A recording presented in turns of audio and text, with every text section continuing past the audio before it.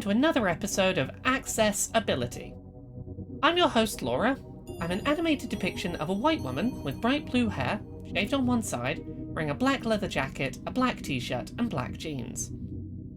Small text in video games, particularly in menus or subtitles, isn't by any means a new or novel issue. Back in the mid-2000s, when video games were first moving up to high-definition resolutions, even though most console gamers were still on standard definition screens, designers of video games often settled on text sizes that might be legible on these new kinds of monitors, which mirrored those they were using at work,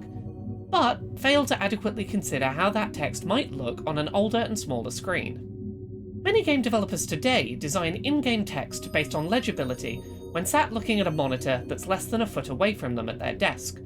often not considering how that text might look when viewed sitting on a sofa across on the other side of a room. The above issues have been persistent for years in video game design, and are certainly factors that contribute to inaccessible text. But a bigger factor still is lack of proper consideration for blind gamers with reduced vision, and their needs as subtitle users. However, some games do a better job than others in terms of being accessible with their text, and I can't think of many better examples of well-handled subtitle sizing and design in recent memory than Return to Monkey Island, the newest entry in the pirate-themed comedic point-and-click adventure series. So today, on Accessibility, we're going to talk about the new accessibility features seen in Return to Monkey Island. We're going to talk about the implementation of subtitles in the game, the way progression hints are integrated into the narrative, and the ways that the game helps players to avoid losing focus on plot during and between play sessions. First off, as we talked about it in the title of the video, let's talk about the implementation of subtitles in Return to Monkey Island. When playing Return to Monkey Island, players can choose to display speaker names next to text, alter the level of opacity of the background behind subtitle text, switch on subtitles for non-dialogue sound effects, choose whether to have subtitles alone or paired with voice acting, as well as changing the size of speech text, hover text, and dialogue choice texts independently of each other. While many of these settings are not unique to Return to Monkey Island, in combination they offer robust support for deaf and blind players. However, it's the maximum subtitle size offerings that really set this game apart from so many others. There's no better way for me to demonstrate this than by showing you, so just take a look at these maximum size subtitles. Those are so much larger than most games offer, and it's really awesome to see, particularly given this game's release on handheld platforms like the Nintendo Switch with its smaller screen size. The only negative I had regarding the text was a very minor gripe,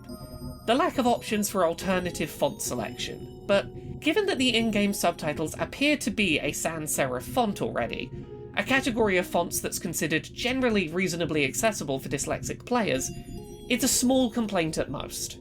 With that out of the way, let's talk about the rest of the accessibility settings on offer in Return to Monkey Island, because there's a fair amount more here worth discussing. While point-and-click adventure games are typically designed to be played with a mouse and keyboard,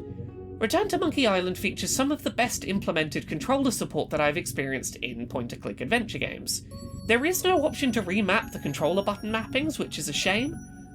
but the default control scheme makes a lot of sense, and having that robust controller support at all in a point-and-click adventure game is appreciated. While discussing the controller support for the game, one nice feature built into it is the ability to highlight all interactable objects in a given scene by moving your analog stick to hop between interaction points, which inadvertently makes finding all interactable items in a scene more accessible than it might be for someone using a mouse to point and click.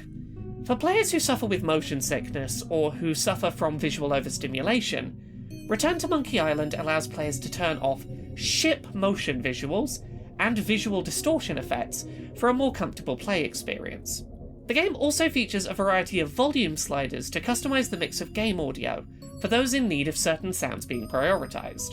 For players who struggle to make progress in Return to Monkey Island due to complexity of puzzle logic, the game contains a couple of really nice features designed to help ensure that it's comfortably completable by as many players as possible. Firstly, at the start of the game, players are offered a pair of difficulty options. Casual is presented as the default playstyle, with easier puzzles and a more welcoming visual aesthetic to its little title here, with the harder alternative difficulty deliberately made to look less inviting, so that players don't feel bad about not making use of it. Casual mode also features a lot less moon logic in its puzzles, which is really appreciated. For anyone who's unaware, moon logic is the kind of point-and-click adventure logic you occasionally get where you have to just click combine item with item at random until something works. If you're ever stuck mid-game, Return to Monkey Island features an in-game hint book, which will give progressively more detailed hints about specific puzzles that the player is currently in the process of solving, which also acts as a welcome reminder for tasks underway after taking a break from play. Players can select the specific questline they're currently stuck on, and initially receive a very vague hint as to how to progress.